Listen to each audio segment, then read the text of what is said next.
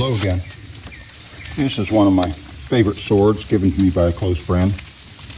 He brought it back in a duffel bag on an airplane from the Philippines. How cool is that?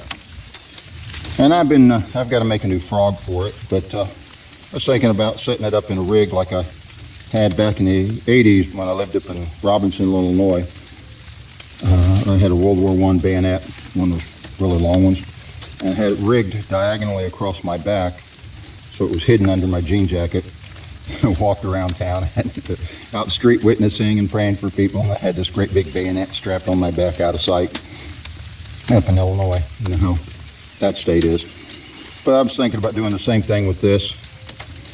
And I was also thinking about time a number of years ago at church. We come in, church is getting ready to start, and found out the person who does the children's sermon, which was this little 10-minute thing in the middle of the liturgy, right before the preacher's sermon and stuff. There's usually an elder or a deacon, somebody who does that. And he wasn't there that day, so they didn't have anybody to do it, and they were asking me to do it.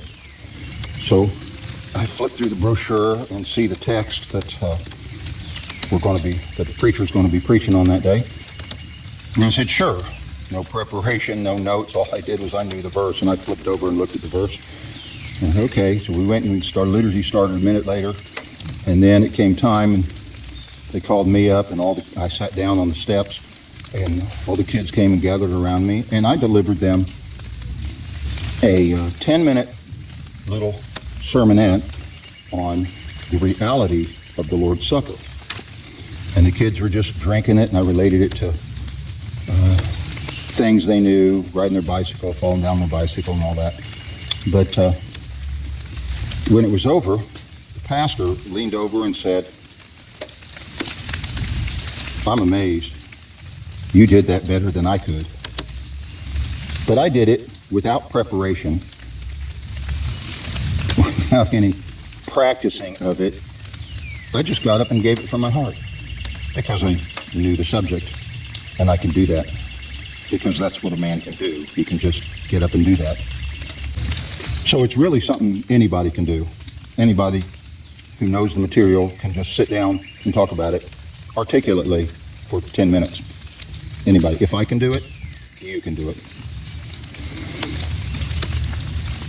In a sermon, it doesn't need to be organized like a college lecture.